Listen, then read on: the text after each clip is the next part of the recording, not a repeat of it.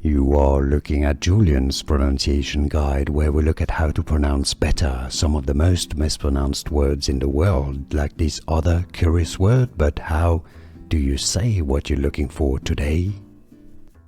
How do you pronounce these phrases from French, meaning particular lesson, meaning that you take a lesson individually. It's more like individual lesson. Instead of having a lesson in a group, you have a teacher for yourself. Leçon particulière. Leçon particulière or leçon particulière.